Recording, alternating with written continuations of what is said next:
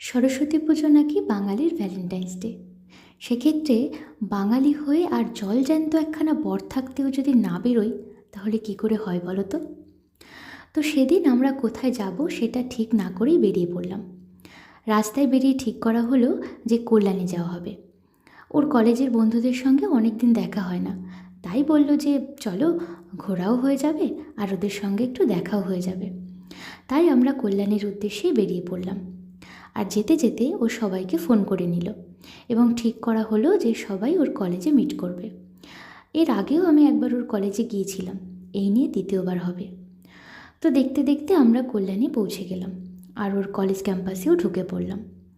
পৌঁছে ওর বন্ধুদের সঙ্গে দেখা হলো আর আমার সঙ্গেও আলাপ হলো।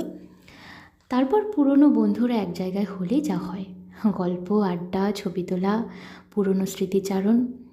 আর আমরা বাকিরাও ওদের কলেজ লাইফের পুরনো গল্পগুলো শুনে বেশ মজা নিচ্ছিলাম। তারপর আমরা ওদের ডিপার্টমেন্টের প্রতিমা দেখে বেরিয়ে পড়লাম ক্যাম্পাসের আরও কিছু পুজো দেখার উদ্দেশ্যে।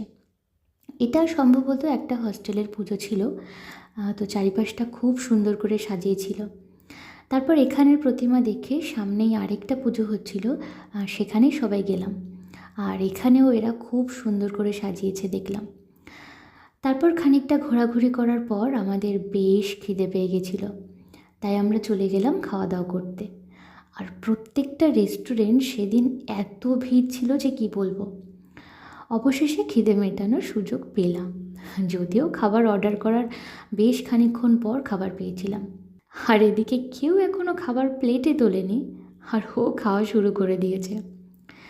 তারপর খাওয়া দাওয়া শেষে সবাইকে টাটা বলে কর্ণদা মানে ওর এক বন্ধুর বাড়ি একটু ঘুরে বাড়ির দিকে রওনা দিলাম।